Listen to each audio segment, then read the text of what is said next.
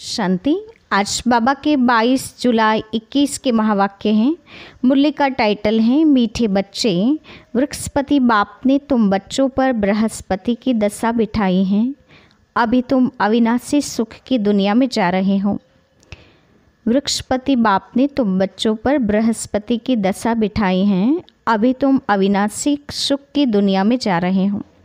प्रश्न है, अविनाशी बृहस्पति की दशा किन बच्चों पर बैठती, उनकी निशानी क्या होगी?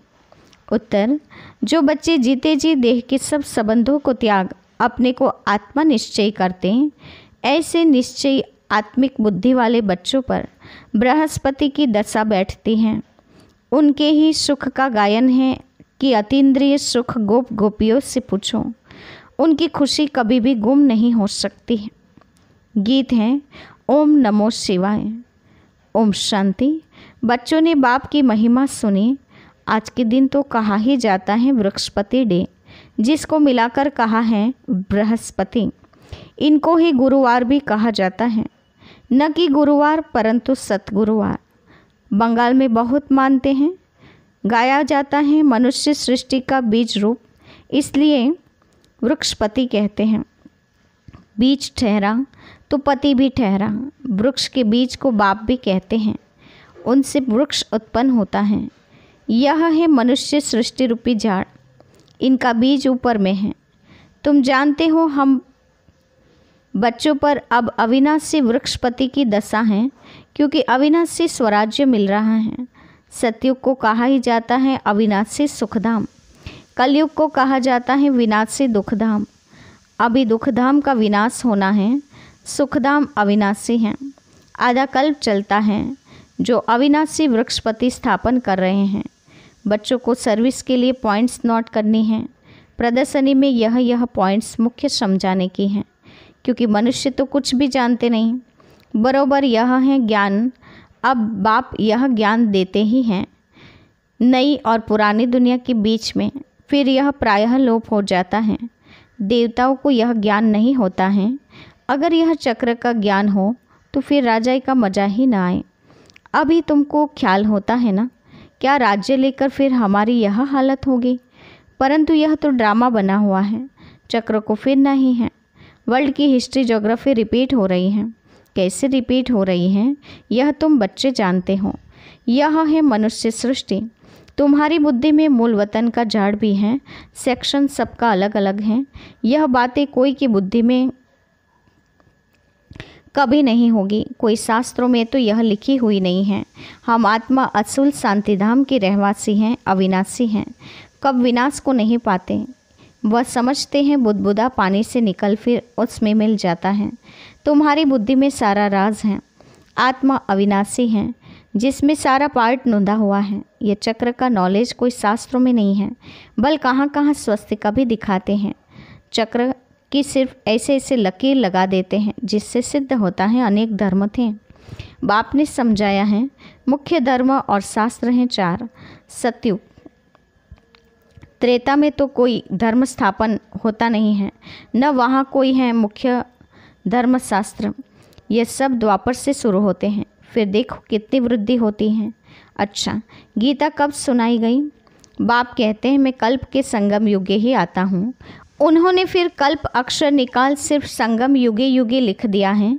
वास्तव में संगम युगे और कोई धर्म स्थापन नहीं करते हैं। ऐसे नहीं कि त्रेता के अंत द्वापर के आदि के संगम पर इस्लामी धर्म स्थापन हुआ, नहीं, कहेंगे द्वापर में स्थापन हुआ। यह संगम का सुहावना समय है, जिसको कुंभ कहते हैं। कुंभ संगम को कहा जाता है। यह है आत्माएं और परमात्मा के मिलन का संगम। यह रूहानी मेला संगम पर ही होता है। उन्होंने पानी की गंगा का नाम बाला कर दिया है। ज्ञान सागर पतित पावन को जानते ही नहीं। उसने कैसे पतित दुनिया को पावन बनाया, कोई शास्त्रों में है नहीं। अब तुम बच्चों को बाप कहते हैं मामेकम याद करो, देह के सब धर्म त्यागो। किसको कहते हैं? आत्माओं को। इसको कहा जाता है जीते जी मरना। मनुष्य शरीर छोड़ते हैं तो देह के सब संबंध छूट जाते हैं। बाप कहते हैं जो भी देह के संबंध हैं वह सब छोड़ अपने को आत्मा निश्चय करो। निश्चय आत्मिक बुद्धि बनो। जितना जास्ती याद करेंगे बृहस्पति की दशा होगी। जांच करो हम शिव बाबा को कितना याद करते हैं। याद से ही कट निकलती जाएगी और तुमको खुशी होगी। तुम महसूस कर सकते हो हम आत्मा कितना बाप को याद करते हैं। अगर कम याद करेंगे तो कट भी कम निकलेगी, खुशी भी कम रहेगी, पद भी कम पाएंगे। आत्मा ही सतोरजो तमो बनती है। इस समय का ही तो गायन है गोप गोपियों के अति इंद्रिय सुख का। और कुछ भी याद नहीं पड़ता है सिवाय बाप के। तभी खुशी का पारा चढ़ेगा। हमारे ऊपर बृहस्पति की दशा अथवा सतगुरु की दशा है। फिर कभी खुशी गुम हो जाती है तो कहते बृहस्पति की दशा बदल राहु की बैठी हैं। कोई बहुत साहूकार होते हैं, कोई सट्टा लगाया, यह देवाला निकाला। भारत में ही जब ग्रहण लगता है तो कहते हैं दे दान तो छोटे ग्रहण। तुम्हारे देवी देवता धर्म भी 16 कला संपूर्ण था, उनको ग्रहण लगा हुआ है, राहु की दशा बैठती है, इसलिए देवताओं के आगे जाकर गाते हैं आप सर्वगुण संपन्न, हम पापी कपटी हैं। अभी तुम समझते हो राहु का ग्रहण लगने से सब काले बन गए हैं। चंद्रमा की पिछाड़ी में लकीर जाकर रहती हैं। बाप भी समझाते हैं तुम देवी देवताओं के भी चित्र हैं। गीता ही आदि सनातन देवी देवता धर्म का शास्त्र है, परंतु यह अपने धर्म को नहीं जानते हैं। रिलीजियस हेड्स की कॉन्फ्रेंस करते हैं, तुम वहाँ भी समझा सकते हो। ईश्वर सर्वव्यापी तो है नहीं, वह तो बेहद का बाप है। बच्चों को आकर वर्षा देते हैं, साधु संत आदि को तो वर्षा मिलता है नहीं, जो मानेंगे कैसे। तुम बच्चों को ही वर्षा मिलता है। मुख्य बात है ही यह सिद्ध करने की कि ईश्वर सर्वव्यापी नहीं है। शिव जयंती होती है, शिव जयंती कहो अथवा रुद्र जयंती कहो, रुद्र यह ज्ञान यज्ञ रचते हैं, है तो शिव। वही गीता ज्ञान यज्ञ है जिससे विनाश ज्वाला प्रज्वलित हुई है। प्रैक्टिकल में तुम देखते हो कैसे निराकार बाबा ने रुद्र ज्ञान यज्ञ रचा है। साकार तो कुछ कर न सके, ये बेहद का यज्ञ है। इसमें सारी पुरानी दुनिया स्वाहा होनी है, बाकी तो वह सब है जिस्मानी यज्ञ। कितना रात दिन का फर्क है। बाप कहते हैं यह रुद्र ज्ञान यज्ञ है, विनाश भी होना है। तुम जब पास हो जाएंगे, पूरा योगी और ज्ञानी बन जाएंगे, तो फिर तुम्हारे लिए नई दुनिया स्वर्ग चाहिए, नरक का जरूर विनाश चाहिए। राजस्व अश्वमेघ अक्षर भी ठीक है, घोड़े को स्वाहा करते हैं। वास्तव में है तुम्हारा यह रथ। एक दक्ष प्रजापिता का भी यज्ञ रचते हैं, उनकी भी एक कहानी है। अब तुम बच्चों को कितनी खुशी होनी चाहिए। हमको वृक्षपति बाप पढ़ा रहे हैं, हमारे ऊपर अब बृहस्पति की दशा है, हमारी अवस्था बहुत अच्छी है। फिर चलते चलते लिखते हैं बाबा हम तो मूंझ गए हैं। पहले हम बहुत खुशी में थे, अब पता नहीं क्या हुआ है। यहाँ आकर बाप का बनना बड़ी यात्रा है। वहाँ तीर्थ यात्राओं पर जाते हैं तो कितने पैसे खर्च करते हैं। अब यहाँ तो दान करने की बात नहीं, इनमें कुछ भी पैसा खर्च नहीं करना है। वह तो है जिस्मानी यात्राएं, तुम्हारी हैं रूहानी यात्रा। जिस्मानी यात्रा से फ़ायदा कुछ भी नहीं है। गीत में भी है ना, चारों ओर लगाए फेरे, फिर भी जन्म जन्मांतर दूर रहें। अभी तुम समझते हो कितनी ढेर यात्राएं की होगी।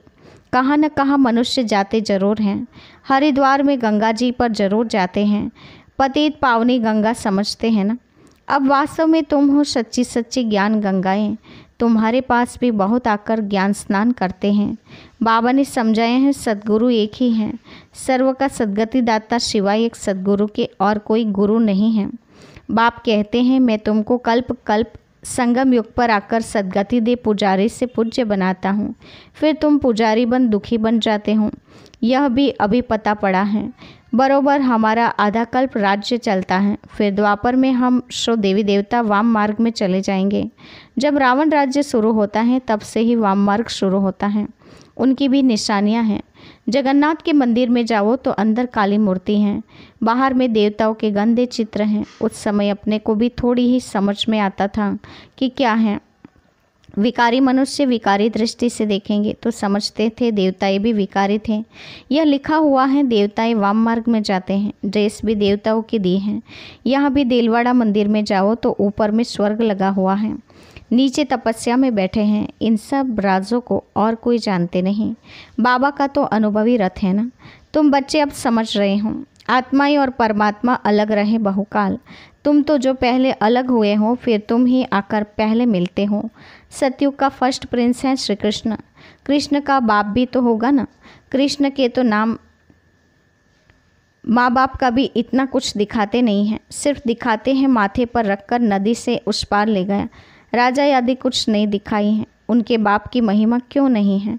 अभी तुम जानते हो, इस समय कृष्ण की आत्मा ने अच्छी रीति पढ़ाई पढ़ी है, जिस कारण माँ बाप से भी उच्च पद पाया है। तुम समझते हो हम श्री कृष्ण की राजधानी में थे, स्वर्ग में तो थे ना। फिर हम चंद्रवंशी बने, अब फिर सूर्यवंशी बनने के लिए श्रीमत पर चल पावन बन पावन दुनिया के मालिक बनेंगे। हर एक अपनी अवस्था को देख सकते हैं। अगर हम इस समय शरीर छोड़ दें तो किस गति को पाएंगे, हर एक समझ सकते हैं। जितना बाप को याद करेंगे उतने विकर्म विनाश होंगे। मनुष्य के ऊपर कोई आफतें व दुख आता है व देवाला निकालते हैं तो साधुओं का जाकर संग करते हैं।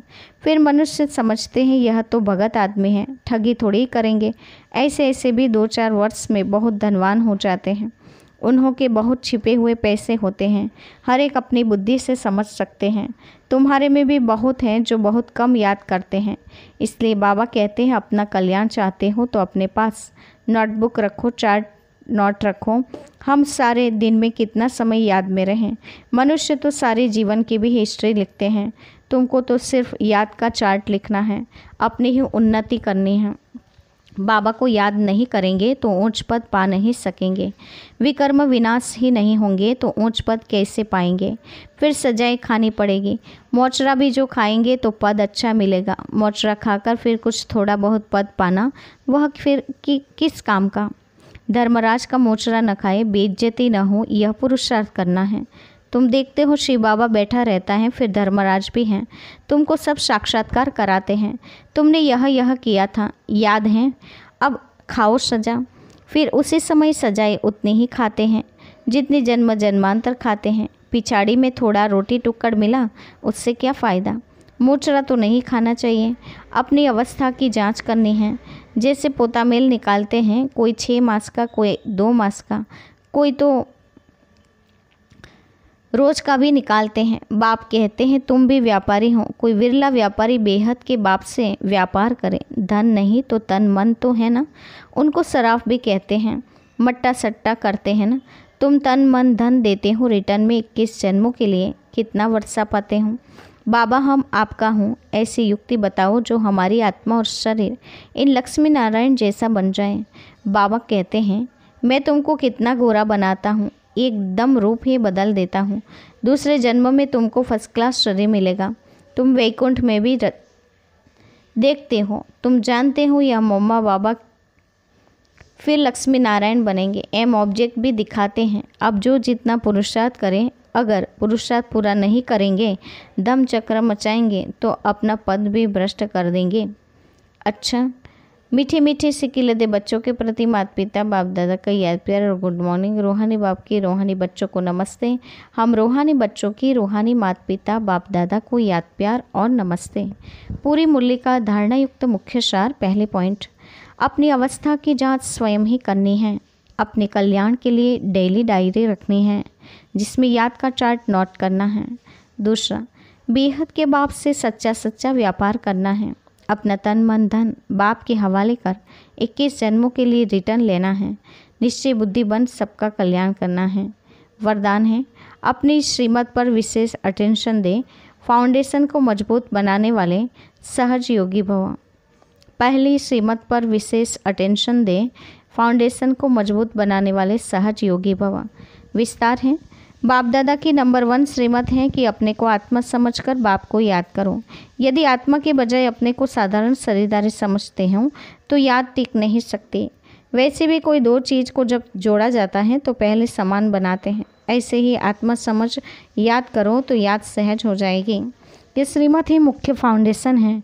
इस बात पर बार बार अटेंशन दो तो सहज योगी बन जाएंगे। स्लोगन है, कर्म आत्मा का दर्शन कराने वाला दर्पण है, इसलिए कर्म द्वारा शक्ति स्वरूप को प्रत्यक्ष करो। कर्म आत्मा का दर्शन कराने वाला दर्पण है, इसलिए कर्म द्वारा शक्ति स्वरूप प्रत्यक्ष करो। अच्छा, ओम शांति।